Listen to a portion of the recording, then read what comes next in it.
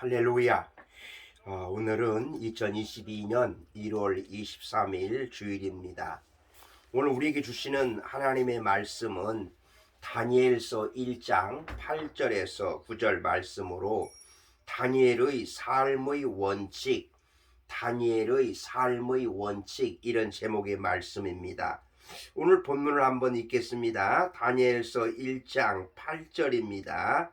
다니엘은 뜻을 정하여 왕의 음식과 그가 마시는 포도주로 자기를 더럽히지 아니하리라 하고 자기를 더럽히지 아니하도록 환관장에게 구하니 9절입니다.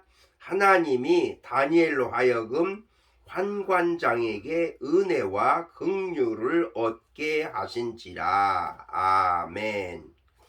다니엘은 이스라엘 역사 중 가장 어렵고 힘든 시기를 살았던 사람입니다. 바벨론에 유다가 망해서 바벨론까지 포로로 잡혀간 소년이라고 성경은 말씀합니다. 바벨론의 유다가 망하여 바벨론까지 포로로 끌려갔을 때에 그 생활이야말로 이루 말할 수 없는 고통의 시간이었을 것입니다.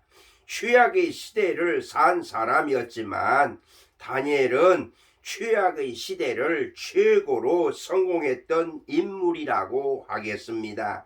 그렇다면 다니엘의 삶의 원칙은 무엇인가를 살펴보겠습니다. 첫째로 시대가 어두울수록 하나님의 말씀을 삶의 원칙으로 삼았습니다. 본문 8절입니다. 다니엘은 뜻을 정하여 왕의 음식과 그가 마시는 포도주로 자기를 더럽히지 아니하리라 하고 자기를 더럽히지 아니하도록 환관장에게 구하니, 어떤 상황에서도 하나님을 바로 믿고 하나님의 뜻대로 살겠다는 자신의 원칙과 기본에 충실했던 다니엘이었습니다. 시대가 어두울수록 하나님의 말씀을 떠나서 세상에 휩쓸려 적당히 살아가려는 사람들이 많이 있습니다. 하나님 앞에서 우상 숭배는 결코 할 수 없는데도 하나님을 믿으면서도 우상 숭배하고 또한 이단을 따라가고 말씀에 거역하는 사람들이 많이 있습니다. 그러나 우리 그리스도인들은 시대가 어두울수록 하나님의 말씀을 원칙으로 살아야 합니다. 오늘 우리 시대에도 아무리 어두운 시대라도 하나님의 말씀을 중심으로 살아야 합니다. 아멘. 두 번째로 시대가 어떻게 흘러가더라도 하나님의 백성으로서 정결하게 살겠다는 원칙입니다. 그런데 다니엘은 자기에게 손해가 올 것을 알고 있으면서도 왜 왕이 주는 음식을 거절했을까요? 그것은 하나님의 말씀에 그런 음식을 먹지 말라고 말씀하셨기 때문입니다. 당시 그들에게 주어진 고기는 우상의 제단에 바쳐진 음식이었고 또 포도주는 우상에 드려진 제주였습니다. 그래서 다니엘은 율법을 지키기 위하여 하나님의 말씀을 지키기 위하여 왕의 명령을 단호하게 거절했습니다. 그는 세상의 풍조를 따르지 않고 말씀을 따르고자 했던 것입니다. 다니엘은 특별 대우를 잃어버릴지언정 심지어 죽게 될지언정 자기 몸을 더럽히지 않겠다고 하는 하나님의 성전인 자기 몸을 오염시키지 않겠다는 결단입니다. 우상이 득실거리고 우상 문화가 만연해 있는 우상 문화 본부에 해당하는 바벨론 왕궁에서 다니엘은 말씀을 지키면서 정결한 백성으로 살겠다고 결심한 것입니다.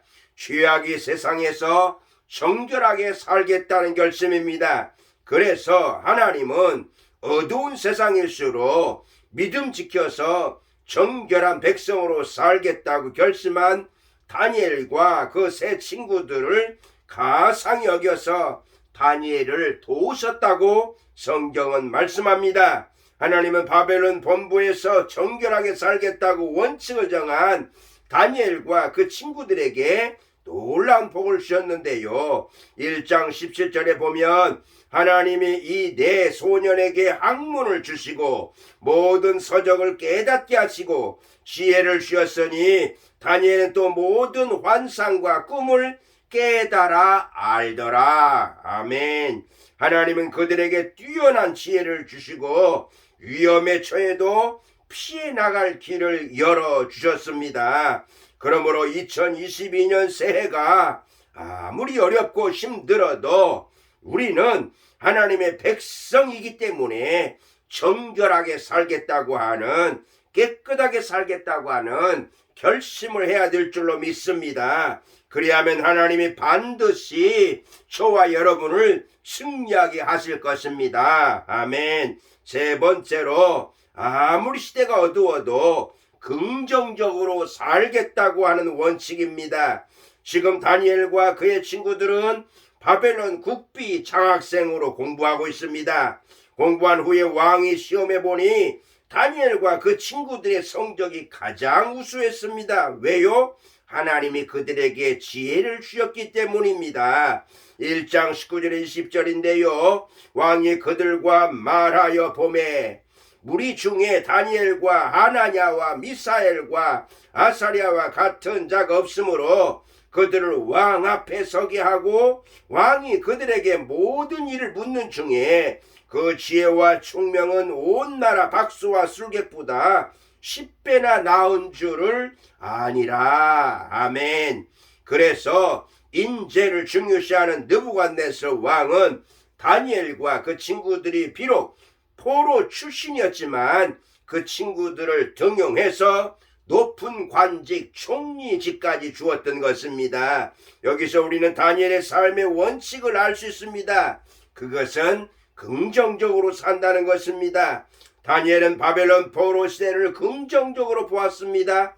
그가 포로 생활하는 것도 긍정적으로 보았고요. 바벨론의 총리로 사는 것도 긍정적으로 보고 최선을 다했습니다. 이러한 다니엘의 삶의 원칙을 신약 성경에서 비유한다면 무엇이 될까요? 바로 그것은 항상 기뻐하는 삶입니다. 바울이 가르쳤던 항상 기뻐하라, 쉬지 말고 기도하라, 범사에 감사하라. 그 삶의 세 가지 원칙 중에 첫 번째가 바로 항상 기뻐하라입니다. 항상 기뻐하라, 이 말씀은 모든 일을 긍정하고 모든 일을 기쁘게 감당하라는 말씀입니다. 다니엘의 신앙을 신학적으로 적용하면 항상 기뻐하는 삶을 살아간 믿음의 사람이었던 것입니다. 여기서 항상이라는 말은 건강할 때나 아플 때나 돈 있을 때나 떨어졌을 때나, 그리고 또한 경사가 생겼을 때나 문제가 닥쳤어도 언제든지 무슨 일을 만나든 간에 상황을 긍정적으로 보고 모든 일을 즐겁게 해나간다, 이런 말씀입니다. 여러분, 2022년 새해가 아무리 어둡고 힘든 해가 된다 할지라도 긍정적으로 생각하시고 모든 일을 기쁘게 감당하는 믿음의 사람이 되시기를 바랍니다.